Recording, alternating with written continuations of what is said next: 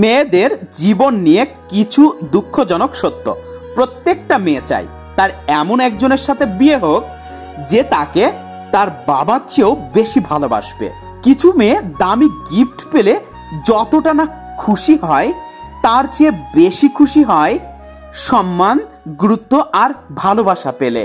এদের জীবনটা বড়ই অদ্ভুত। মেনে নিতে নিতে আর মানিয়ে চলতে চলতে জীবন শেষ হয়ে যায়। বাবার কাছ থেকে মা ডাক শোনাটা কতটা শান্তির সেটা শুধু একটা মেয়ে বুঝতে পারে।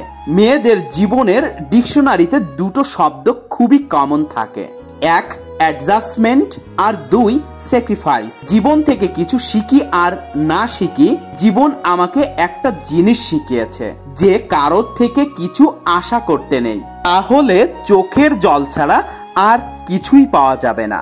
মেয়েদের জীবনটা অনেকটা আয়নার মতো, একবার পড়ে যদি ভেঙে যায় তাহলে কাঁচ জোড়া লাগলেও গায়ের দাগগুলো লুকানো যায় না।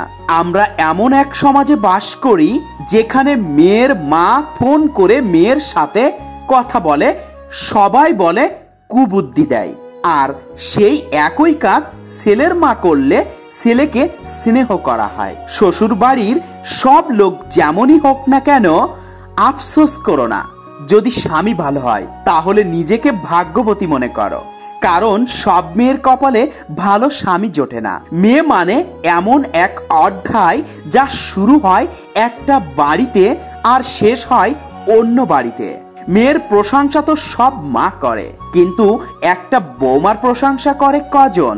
সবাই বলে মেয়েদের নিজেদের কোনো বাড়ি হয় না, তা আসলে মেয়েকে ছাড়া কোনো বাড়ি কিন্তু সম্পূর্ণ হয় না। মেয়েদের জীবনটা কতটা কষ্টের বোঝা যায় তখন যখন বিয়ের পর বাবার বাড়ি যাওয়ার জন্য শ্বশুর বাড়ির লোকের কাছে অনুমতি নিতে হয়। পৃথিবীর সবচেয়ে কঠিন চাকরি হলো গৃহবধূ হওয়া।